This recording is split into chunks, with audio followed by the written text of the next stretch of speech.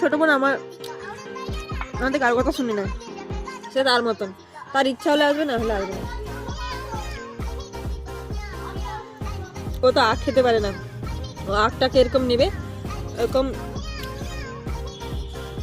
ঠিক এইরকম হবে ফেলে দিবে, খেতে পারে না। একদিন আমি রান্না করতে বসছি এখানটায়, একদিন না মনে হয় পরশু দিনকে, তো রান্না করতে বসছি, বলছি মনি এটা দে ওটা দে, ওর নাম মনি, ঠিক আছে, তো বলছে এটা দে এটা দে, ও দিচ্ছে, দিতে দিতে কাজ করতে করতে দুজনে কাজ করছি এখানে। আমি রান্নার জায়গাটা একটু দেখিয়ে দিই। এই যে উনানে রান্না করে, মা বাইরে রান্না করে, তো শীতকাল তো এখন দুপুরবেলা বাইরে রান্না করে এখানে। তো আমি বলছি মানে এটা দিয়ে ওটা কর সেটা কর, করতে করতে এখানে এটা দেখাই। এই যে ওখানে একটা আমাদের বাড়িতে এই একটাই মোরগ, একটা মুরগি।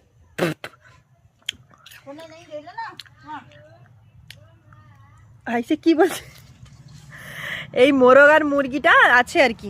তো কাজ করতে করতে মোরগটা ডেকে উঠেছে, কক কক কক কক করে ডেকে উঠেছে।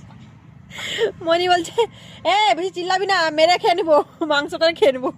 আমি তো বুঝতে পারি কি বলে, আরে বাবা মেরে খেয়ে নেবো, মাংস করে যা সালা। মুরগিটা চিল্লাতে হলে মুরগিকে মাংস করে মেরে খেয়ে নিবে।